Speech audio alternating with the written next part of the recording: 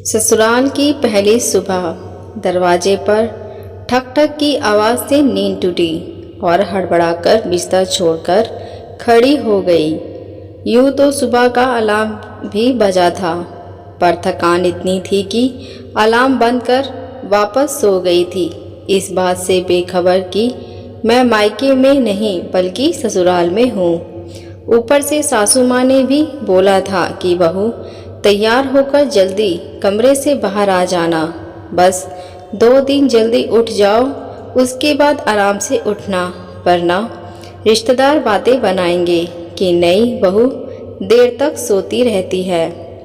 देर तक सोते रहने के कारण इन सब बातों को सोचते हुए बड़ी शर्मिंदा हुई जा रही थी कि मैं की दरवाज़ा खोलते ही ननद रानी बोली कि ओफो कितनी गहरी नींद में सोती हो, 3 बार खटखटाकर जा चुकी हूँ। ये सुन मुझे तो लगा कि बस धरती फट जाए और मैं उसमें समा जाऊँ। अभी तो तैयार होना भी बाकी था, तब तक पतिदेव जग चुके थे और मेरे रोनी सूरत देख चुके थे। मुझे हौसला बढ़ाते हुए बोले कि कोई बात नहीं, तुम जल्दी से सबके बीच पहुँचो, कोई कुछ नहीं बोलेगा। खैर, डरते हुए कमरे से बाहर आई और सबसे पहले सासू माँ के पैर छुए और अन्य रिश्तेदारों के भी। सासू माँ सबको नाश्ता कराने में लगी हुई थी। मुझे कुछ समझ नहीं आ रहा था कि मैं कैसे सहयोग करूं।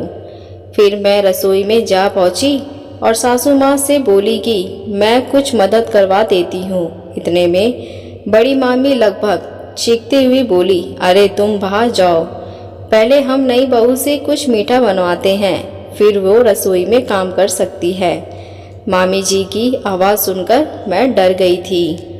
हालांकि उन्होंने रौब नहीं झाड़ा था, मुझ पर उनकी आवाज़ ही ऐसी थी। यह बात मुझे बाद में समझ में आई। मैं बाहर आकर खड़ी हो गई। इतने में ननद रानी बोली कि भाभी आप तब तक अपने कमरे में जाकर तैयार हो जाओ। बड़ी लंबी गहरी सांस ली थी यह सुनकर, क्योंकि सबके बीच में रहकर कुछ समझ नहीं आ रहा था कि मैं क्या करूं। काम में हाथ लगाना भी नहीं था, खाली बैठा नहीं जा रहा था। बड़ी अजीब सी स्थिति थी। कमरे में आकर जब मैं नहाने गई तो सर धोते समय मेरे सर से नारंगी रंग का झाग निकलने लगा, जिसे देखकर मैंने सोचा कि लगता है यहाँ का पानी कुछ गड़बड़ है। तभी ऐसा हुआ, मैं भूल चुकी थी कि मेरे सिर में सिंदूर भरा है, इस वजह से झाग नारंगी सा निकला। जब मैं तैयार होते समय मांग में सिंदूर डालने लगी, तब जाकर यह पहेली सुलझी और मैं खुद की नासमझी पर हंस दी। तब तक ननद रानी नाश्ता लेकर कमरे में आ चुकी थी और पतिदेव को भी बुला लाई थी। नाश्ते की ट्रे रखकर हम दोनों एकांत में छोड़कर वो चली गई। फिर तो नाश्ता काफ़ी रोमांटिक तरीके से हुआ हमारा। उसके बाद शुरू हुई मेरी मुंह दिखाई की रस्म, जिसमें मुझे ढेर सारे तोहफे और आशीर्वाद मिला। खूब नाच गाना हुआ। अपने नए परिवार में मुझे भरपूर प्यार मिला और मैं बेहद खुश थी। दिन भर कोई न कोई आता ही रहता मिलने के लिए। अगले दिन सुबह हमें केरल के लिए निकलना था, तो शाम को ननद रानी के साथ बैठकर सारी तैयारी की। रात तक हम सब पूरी तरह से थक चुके थे। कुछ मेहमान भी विदा हो चुके थे।